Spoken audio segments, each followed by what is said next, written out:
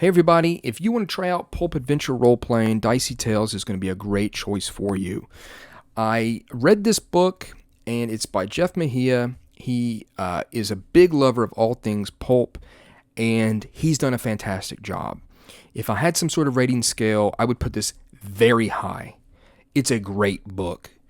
And Pulp Adventures has got so many different genres. It's so visual, cinematic, full of action, suspense, adventure, the unknown. This game really does a good job at giving you all that stuff. And it's got a really easy system. You need to roll a 9 on 2d12. You're going to add some modifiers to it, but that's the rules for the game. That's how you get stuff going in this game, is you need to try to get a 9. It's so easy. And I truly think that you could play this game. Once you get used to it, you could just, all you need is some dice, character sheet. There's a table that you could probably memorize, and you're ready to play. After a while, I think this book, you may not even need it. And that's one thing I really enjoy is games that are like that the foundation of them is so accessible, and you can just pop it into your brain once you get used to it, and you can just roll with it. Very, very cool. So it's going to explain about the pulps, what the different genres are. There's a lot. Romance, espionage. Some that I particularly like is like detective and crime fighter, jungle adventures. Those are really cool. South Pacific and Tales of the Orient. I like those a lot. And there's more. There's science fiction and horror. And so there's a lot you can do with this game. I almost see it as almost like a generic system. And a lot of the different genres can cover everything that we normally play. It's going to talk to you about radio, cinema, and comic books that had, of course, the big influence on this media entertainment. And it's really, really insightful. He takes his time, but is not extremely super wordy. It's a little bit of a different design, an older design, I think, but it really works. I've seen a lot of games now that cut corners in its writing just for page count and to be really, really tight and concise. This is still a really tight game. It's just, it gives you all the information you need, written in a way that sounds like it's your friend telling you how this game plays. It doesn't speak down to you. It's not overly technical. And it just gets the job done very, very nicely. So we've got some key terms here. That's going to be very helpful and easy to access. Again, that core rules right there, the mechanics. Roll 2d6. Maybe you add your relevant attribute. Add any relevant combat abilities if you're fighting, of course. And if you're not fighting, you add any relevant career. And then maybe some modifiers to it. You're trying to get a 9. Guess what? Snake Eyes is going to be an automatic failure. 12 is always going to be a success. That's easy. Tell you a little bit about setting and tone, and then you've got careers. And these are interesting because it's going to tell you, let's look at the criminal/gangster. It's going to tell you about the mafia soldier. To maybe it's a cat burglar or a con man. You'll always have people who live on the outside of the law, of course. And it's going to tell you what some skills might be. Skills like city lord, burglary, sneaking about, picking pockets, make the career of a criminal, reformed or not, an attractive one for adventurers. So in essence, you're going to add your career instead of a list of skills. You're going to say, hey, that falls under what maybe a criminal would know. And you're going to add your ranks to trying to get a 9. That's how it works.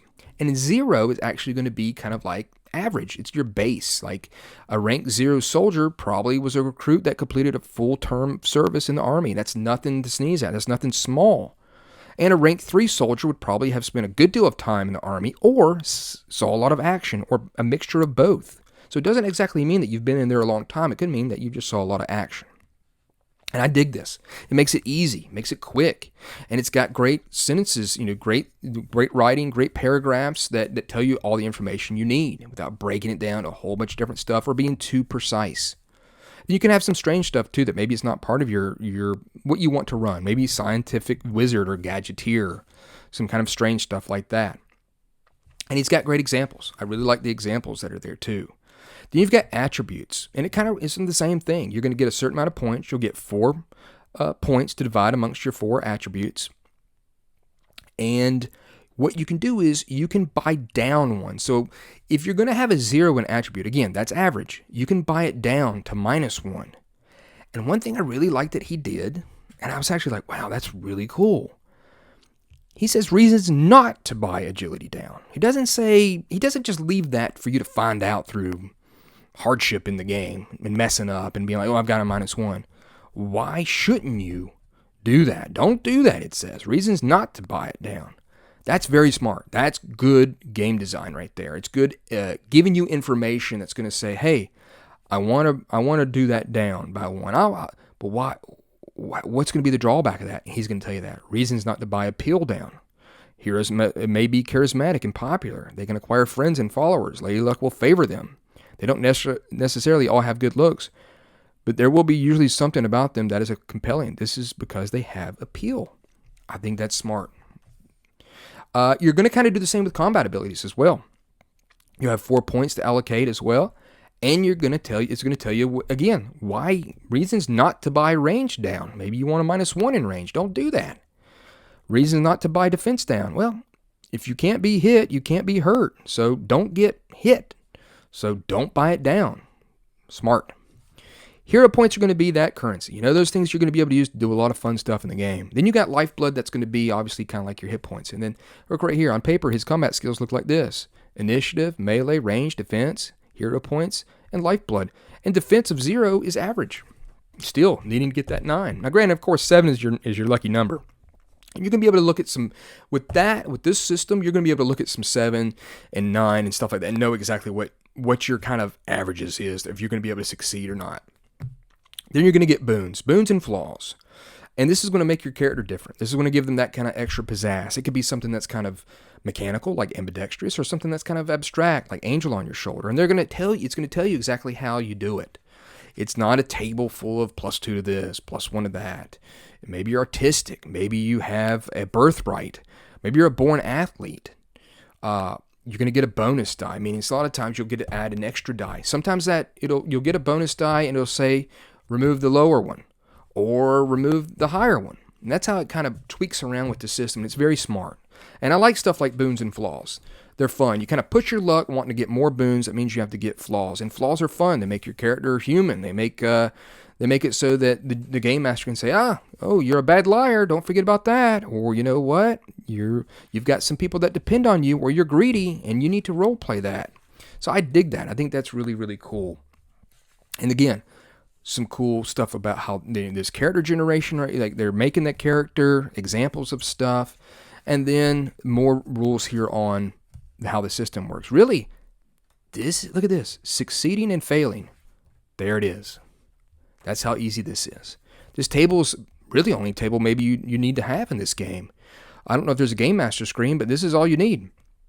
It's going to show you the action difficulty, modifiers to the task roll, and when it comes to missile fire range, how it changes, a -1. So if it's hard, you get a -1 to your task resolution table, trying to get that 9. If it's demanding, it's a -4. Good luck. You're going to need some bonuses, obviously, to help you get that. Very, very cool and easy. And examples, fun. You can get mighty successes. If you roll a 12, you get a mighty success. It's going to be automatic success, of course. But you know what? You can turn this mighty success into a legendary success if you spend a hero point. Fantastic. I dig that a lot. And legendary success are going to be even better. Automatic success, of course, you're rolling snake eyes. That's going to be an automatic success. You know what you can do as a player, and you've rolled an automatic success? a automatic failure. You can say, you know what? I'm going to make it even worse. I'm going to make it a calamitous failure. But I'm going to narrate it as the player and say, this is what happens. It's going to put me in a disadvantaged situation for like the current round and the next round.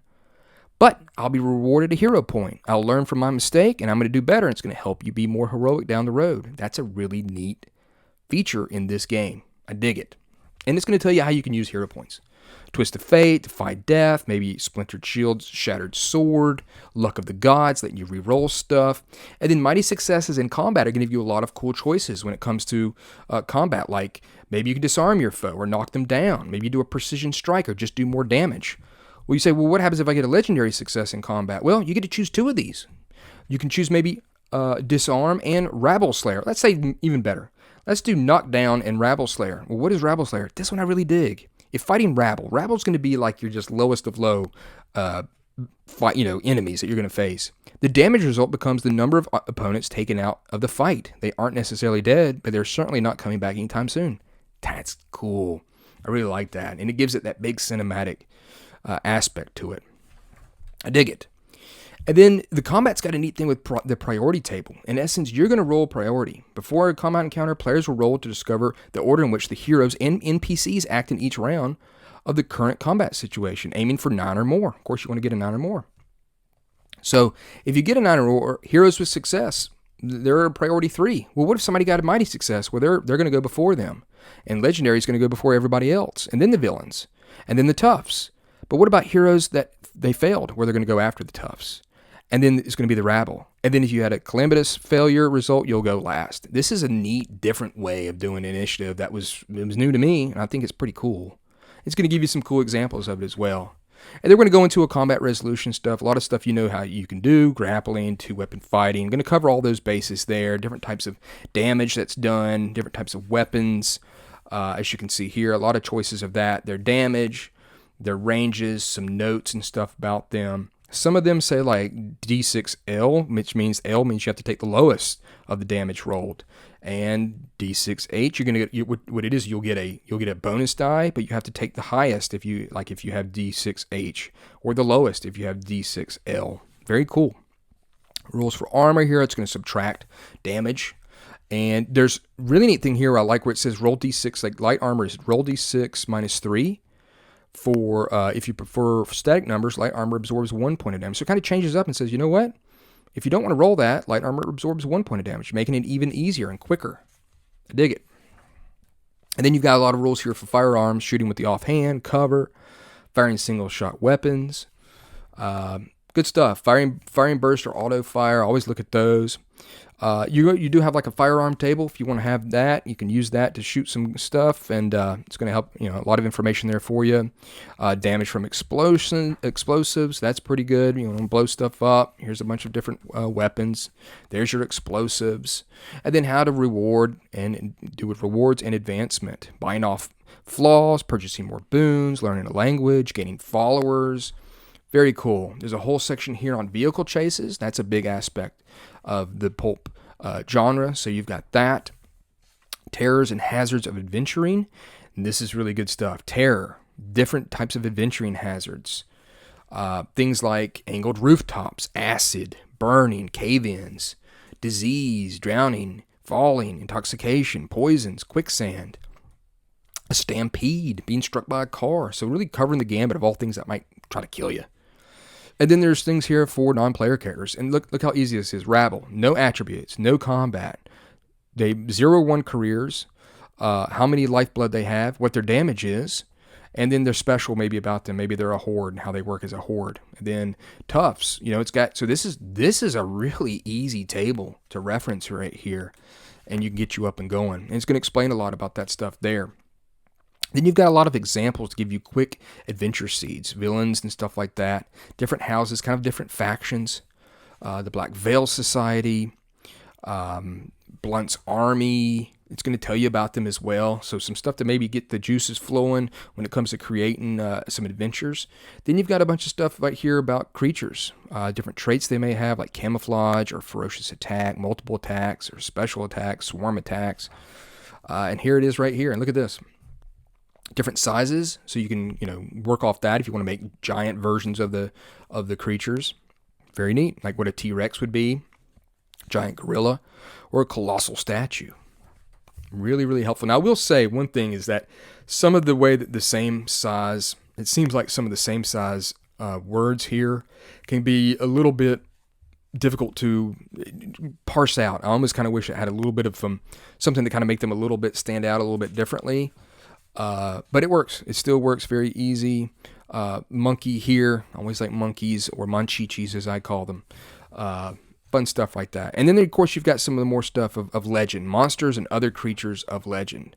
Stuff like giant crabs, or giant sea nettle, giant spiders, the gargantuan statues, nagas, were creatures, and yetis. If you want to make that truly kind of out there supernatural fantasy type adventures, you've got this stuff for that too. Then you've got some wondrous power boons. This is where you can really do some neat stuff when it comes to maybe the shadow or other pulp stuff that has more like things that are maybe psychic, or maybe a shroud or spells even. It's got spells right here. And it's really, really done well and easy. Nothing in this that I read was like, okay, well, that seems kind of, it seems like it's going to kind of bog the game down. Nothing seemed to bog the game down. And I dig it. You even have some like elixirs and wondrous type of contraptions, devices and creations. Everything you need to create the type of pulp adventure that you want is in this. And then we've got a whole full adventure here, the Perils of Bonga Bay. It's got some cool art in it. It's got you getting a boat, which is always fun. I love boats. The Orion here, and you're going to be able to travel around and make that boat kind of your own as you are in search of some pearls, a treasure of pearls, and you're going to come across a lot of cool NPCs and things that people that might be trying to thwart you, like Mutan, the pirate, and his crew. They want to try to get the pearls as well, and even the creature of Bonga Bay, this big type of eel barracuda creature. And it's going to tell you what's going to happen beyond, how to make this, if you want to expand on it. But it's a really cool adventure just to get you up and going with some cool treasure hunting and so on. So here is the character sheet right here. I dig that. That looks pretty cool. It's got some afterwards here. He's telling you a little bit about the game, and then some cool advertisements, and then we've got the index here, which is very helpful as well. So there is some other releases for it. There's also going to be soon, I think it's kind of like a fanzine that's going to be coming out soon as well for the game. But look at how thorough that index is. Absolutely great. Again, the strong features of it are easy system. You're trying to get that 9. I dig that big time. The writing is just fantastic. He's a really good writer, and it feels like someone's just talking to you, explaining it to you very matter-of-factly. It takes its time. It doesn't try to make it too technical, and but it also doesn't make you think that you're an idiot. So, really cool game. This is one, when I read it, I immediately was like, that's fun. That's cool ideas. That seems easy to run, easy to play, and everything you need for some pulp adventure. I'll be honest with you, it'd probably be one of my go-tos for pulp. I know I've played Savage Worlds in the past, but I think this is an even easier system than that and gets it all done just the same, with some cool stuff to do when you roll a 12, even cool stuff to do when you roll a 2, when you roll Snake Eyes, with a lot of cool boons, and able to go into some of the more strange mystic type powers and stuff, with some fun combat. It's a really cool game, and I highly, highly recommend it. So if you want to pick this up, check out the link down below in the description, or I'll have a pinned comment. See what else is out there for it, and I hope you dug this video, and stay tuned for the next one. Thanks.